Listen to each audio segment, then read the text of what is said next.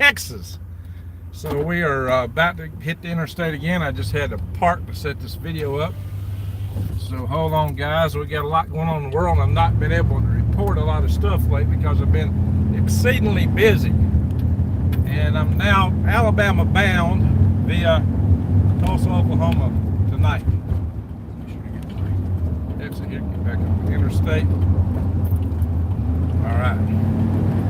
I was hot with the windows rolled up so I could video cast here. We'll see how this works, guys. I'm burning up. I roll my windows up just so y'all can hear. How's everybody doing? I can't really read all this stuff too carefully because I am driving. And I got this windshield holder. Alright, guys, so we're going to talk about war news first. We're going to talk about what have I been doing out in Arizona for a whole month. A lot of you guys think I've been taking vacation. I've been busy as all get out, so I've not been seeing videos from me.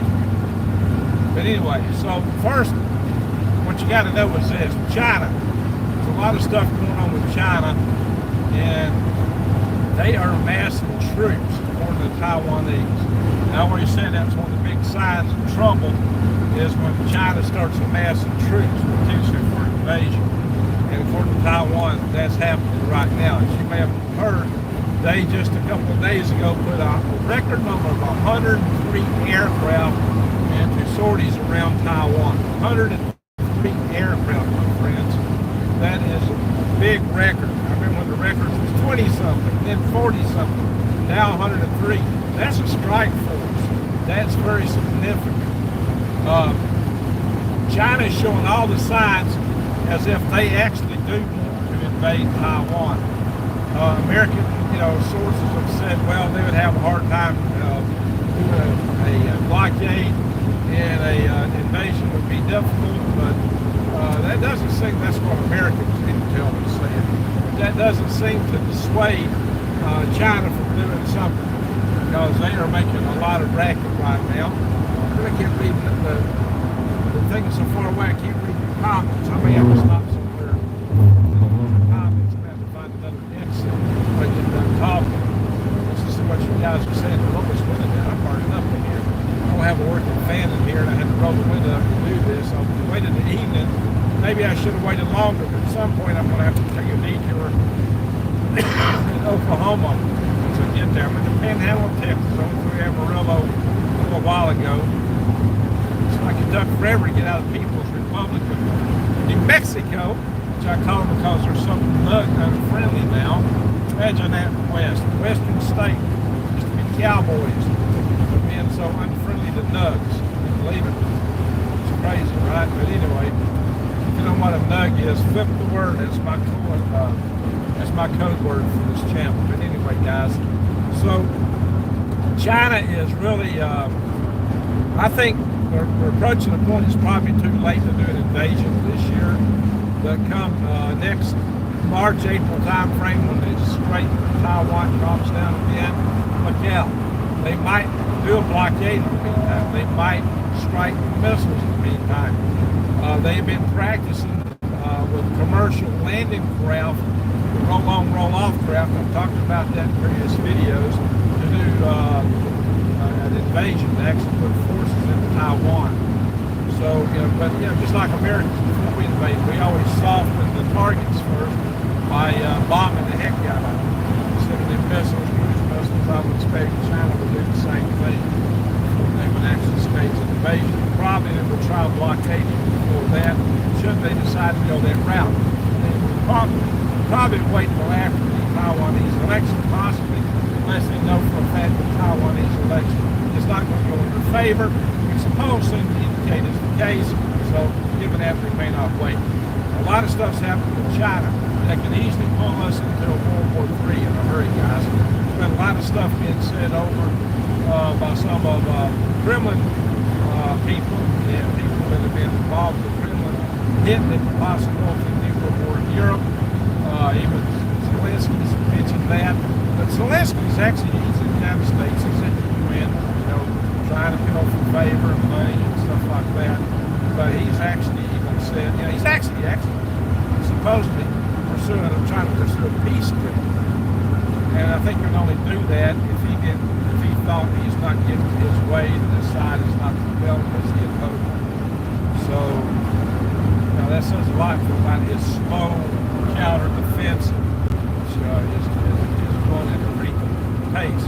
Elon Musk said the counter-defensive, that's a very little territory for so many lives given. That's the way he looked at it. So, indeed, a lot of lives given on both sides of this whole thing. Of course, the tragedy. There's nothing beautiful and wonderful about war in any way to shape you guys. But just let y'all know this. I'm not sharing all these articles with you like I normally do because I'm traveling. So, I can't pull up my laptop to do that. And I had to hit the hay early last night. And I had to get up real early this morning. I was back in the dark. And I left right before sunrise. I've been driving all day, practically, except for a couple of quick stops, stretch my legs and get gas, things like that. Guys, this is we're in a dire strait. This is a dangerous situation. China is in a dangerous situation. Ukraine and Iran. Oh yeah, we got to talk about Iran. Iran is huge. Guys, Biden gave $6 billion to free 5 Americans. $6 billion to free 5 Americans. Guys, that's crazy. That's $1 billion, what? 200 million per American? 1 billion, 200 million per American? Wow. Does that tempt foreign forces to want to take Americans even more than ever? Ronald Reagan had a policy against, a huge policy against negotiating so-called terrorists, against appeasement like that. And it's backfired on the United States more ways than one. For example, as you may well know, Saudi Arabia does not like Biden because Biden has been siding with Iran on a lot of stuff. And even though China brokered something of a peace deal between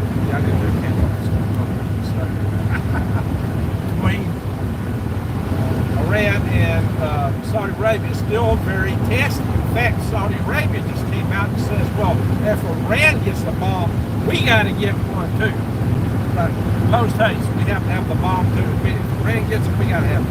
Iran is really close. Iran actually, and great gratitude for all the money that was sent over there, turned around and barred IAEA inspectors what little bit they hadn't been allowed to inspect. So they shut them off because everybody thinks that Iran is on the verge of building a bomb. And that may provoke Israel to strike. But similarly, Saudi Arabia is very testy with that. See, Biden had also cut Saudi Arabia off of the jet fighter deal and done a lot of other things. The Saudis do not like Biden. And that's one of the reasons they got involved. Nixon created a drug deal with Saudi Arabia. I'm not saying Saudi Arabia is a wonderful country. Saudi Arabia is involved in the 9/11 escapades. But that aside, we had a deal with Saudi Arabia to defend them in exchange for them accepting only dollars for oil. Now they're taking any currency. That's all. That's wrecking our country's standing for having the world's reserve currency. Also, on top of that, turns out that Indonesia, who's been something of an ally of ours, has now decided to go with the BRICS and fight the dollar. Even Zimbabwe is siding against the dollar with the BRICS. So guys, we've got a lot of, Saudi Arabia is joining BRICS. They joined BRICS, guys. So, and that's all a big anti-dollar thing to get the U.S. dollar as a world reserve currency, which will mean more inflation. I just saw an article that said that the Fed's going to have, the Fed's efforts to raise rates aren't enough. They're going to have to raise, jack interest rates up even more to fight inflation. There's no amount of raising interest rates that's going to solve a problem like this, because all that solves is the demand side. Well, demand is now down to essentials. That's not going to work anymore. What's happening is wrecking the economy, destroying small businesses, while the government gives money to the big businesses. So it all plays into the hands of those who favor the Klaus, the house of Klaus, and helping America off. 60% of our country is supported by small businesses. That's why I tell you guys continuously to spend your money locally, to go out and help the small business. Oh yeah, by the way, I've just set my worms back up. You can buy worms, go to greengrapes.com. I just turned it back on last night. It only had one guy making purchase, so I know it's working. At least it worked for him. Go to greengrapes.com if you want to buy worms from me. I am selling them again, so check that out. But anyway, I can help my small business out. So guys, that's the situation. Pull over, crack the window sill. Guys, that's the deal. The deal is that we are economically stretched. I also encourage you to check and go to defythegrid.com and put in the code GREENGRIGS. It's 1% off my bullion, gold or coins, silver, gold, or my favorite, which is the gold backs. Check that out there, guys. But yeah, worms. I see somebody put worms in there. What is that? Yeah, it's hard for me to, I can't read everything right off. I'll have to pull over to read the comments. I am working up here for weeks. But I got to make time, guys. It's a long trip. It's like a 14-hour trip to get from where I was at in Snowflake, Arizona, to Tulsa, Oklahoma. I started in the rising, just before sunrise in Arizona. And you can see, if we get close to sunset now, it'll be dark when I get to Tulsa. Woo! I'm cooking in here. I don't have AC this fan. Don't have AC, the darn fan on there. Pay the guy to fix it. It worked. But anyway, guys, so I've had a long trip. I'll explain why we're so long in Arizona in a little bit here. But key things to bear in mind are the tensions with Iran are going off the charts. The tensions with China are going off the charts. The tensions in North Korea. Who knows what Kim Jong-un is going to do? The guy is a Winnie Pooh. He is, well, his marbles aren't straight, guys. This is somebody whose worldview was perverted by, being raised as a child superstar in this country. And he has no empathy for other people. He's literally a psychopath. He's awful. He often put him in power, fed him to the dogs. I mean, this guy is ruthless.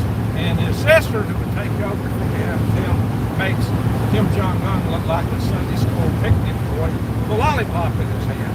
That woman is scary. They're both scary. The devil is something else. So guys, we need to be ready. The reason I tell you these things is to be prepared. The reason I bring you this news isn't to go over tit for tat over what's happening in combat on this side or that side, or blame this side or blame that side. It's to help you know you got to get ready. Share this with your friends and family so they know that truly you can't expect that times will always be the same. Nothing's going to happen. Okay, nothing ever happens. Well, yeah, if you go back and look over the last 3 years, it's going to a lot happen. And it could get a lot worse. I hope and pray that it don't. And part of my vision, part of what I do, is I'm actively involved in trying to keep our power grid secure. I mean, between the power and defense committees. And I've talked this many times on this channel as a preventative because we don't want these bad things to happen, right, guys? No, that's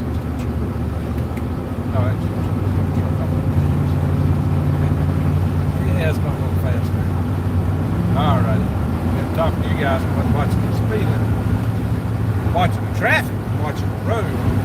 But in any event, guys, so the situation with the world right now is precarious. I do try to take action to, as much as possible, prevent these things. I've had David Klein on my channel. What are the things that we can do to prevent war with Russia or China? He's proposed various treaties and different things, and he's actively involved with that. So I've taken it on as a preventative measure in several ways. And that's why I also started the Freedom Restoration Foundation. How many other preppers are involved in trying to keep the grid secure? Who are involved in trying to keep our freedoms secure? It starts things like the Freedom Restoration Foundation. Maybe, 2 or 3 Uh, but I'm trying, guys. I'm trying to keep this a better world. And I've come up with concepts like the universal habitat, so that if it does hit the fan, more of us will survive, and we can dust off crap that hits us after it hits the fan, and then stand up and build a better world. That's what we've got to do. We can even prevent it from hitting the fan if we can. But when it does, when the oil cycle is on the verge, then we got to be able to survive as much as possible, dust it off, and build a better world. That's why I bring you this news. This is why we talk about stuff that's happening. And I'm going to pull over shortly and read the comments. I can read them while I'm driving. I can find a little place to pull over if there's some other exit. Hopefully not a one-way exit. Yeah, but some of us can get off and can't get back on. So now we have to careful.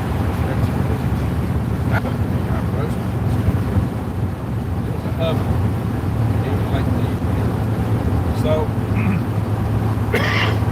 just to let you guys know this, we are facing war potential. We are facing, we got terrorists coming in. Guys, look at this. Just look at all the people coming in our southern border. You think everything's going to be the same? Why are all these military aides, apparently military trained Chinese, coming in the border? And the first thing they do is they get a nug and they go to the nug range and go bang, bang, bang. There's already videos showing that's happening. So that is something that you can see and prove. And, you know, the media for the most part just ignores it. People forget it. They don't think about how crazy things can get. Sleeper cells are very dangerous if you don't get in.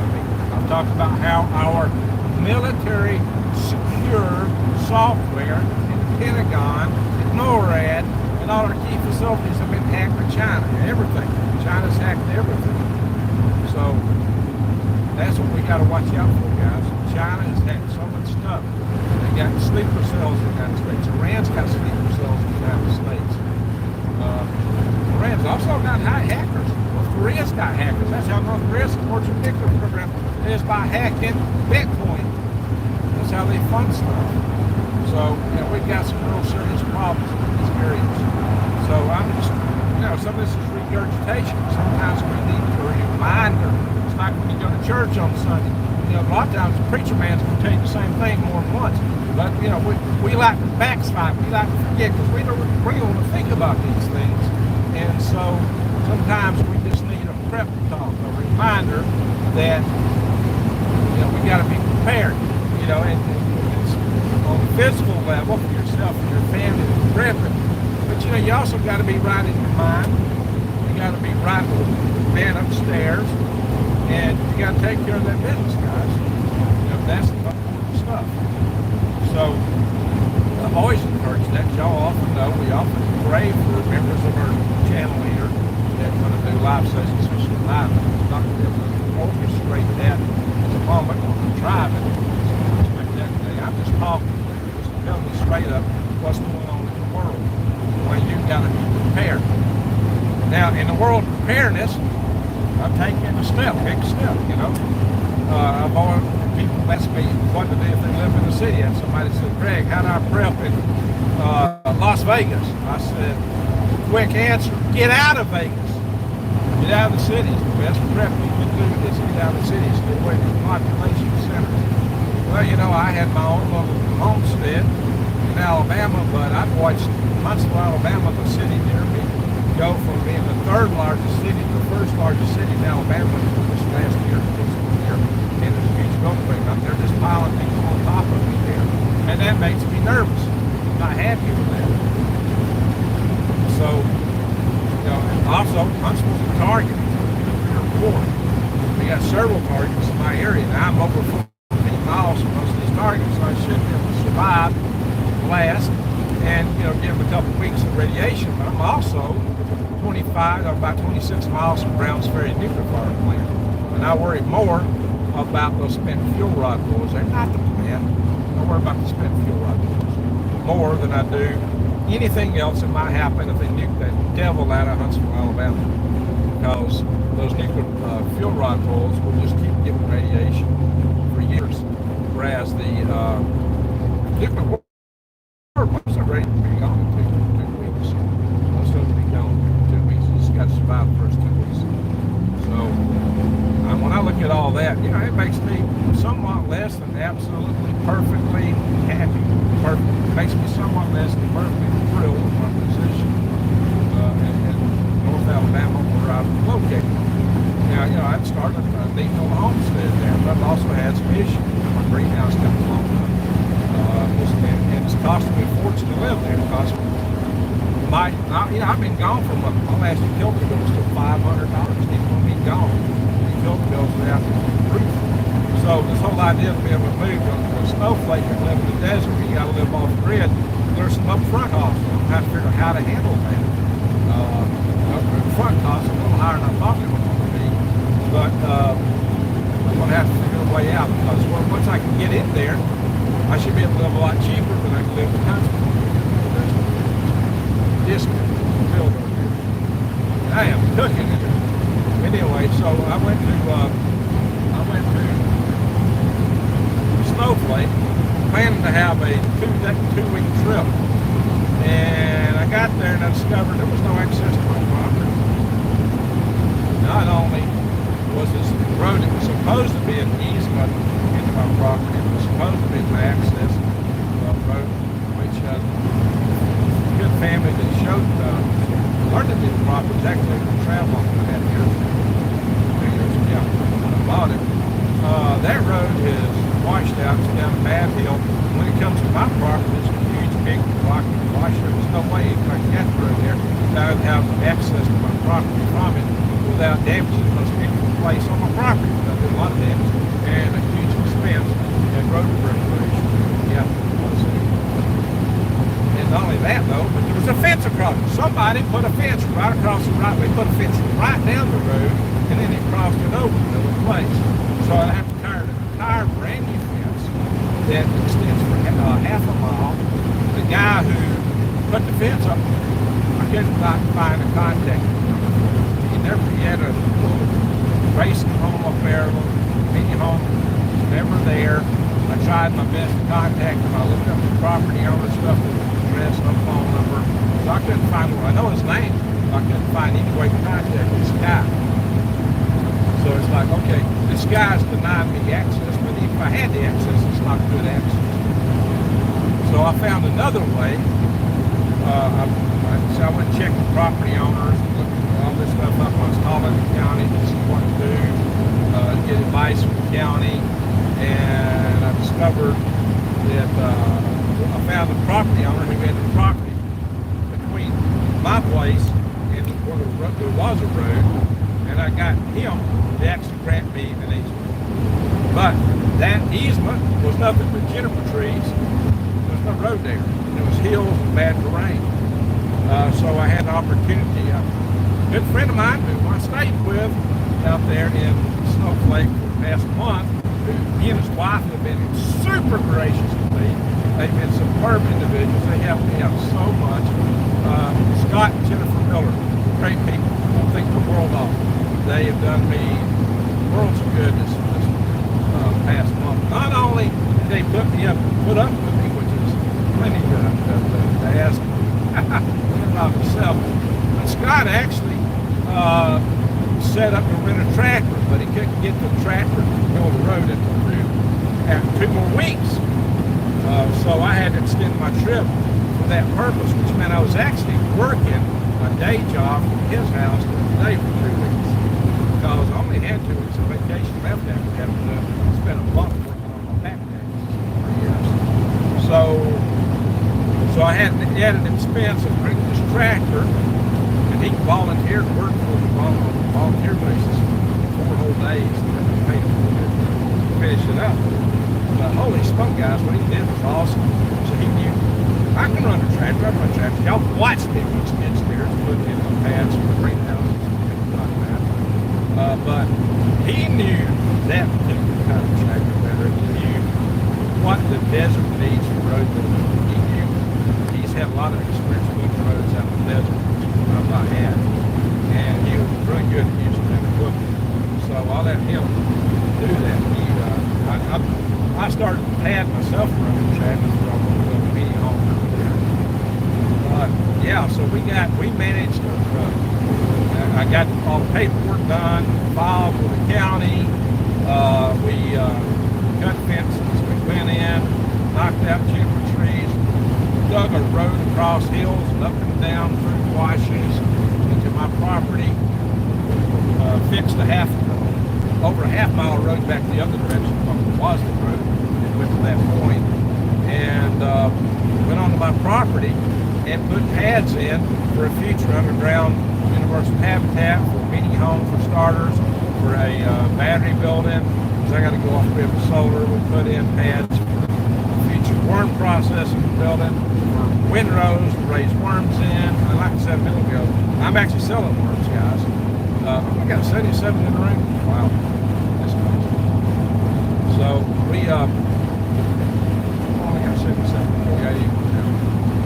So we've been busy preparing the place. Now I did a video last night out there at the site, yesterday evening actually, but my stupid camera didn't like it. I did it so long that it divided it into two pieces. I didn't bring my, I got a super chat. Wow, who was it? What's up? Oh, Michelle. Michelle Young. Sally. Thank you, Michelle. I have to read it, what you said in a little bit. I got to pull over to read the notes. Anyway, I'm watching traffic, guys. I got to watch this traffic differently. And I'm roasting in here from windows all down my windows. I don't have no AC in this thing. The fan don't work. Nothing works. This window right here. Another one. So I'm here roasting. But anyway, so the situation is, yeah, I spent a lot of extra money on that tractor I did this week I was spent. And just a few other things. And I know now, I was supposed to get a permit. Oh yeah, I had a perk test run. I got to pay for that. I'm trying to get a storage building out there. Be a building for future batteries and things like that. But we built pads for worm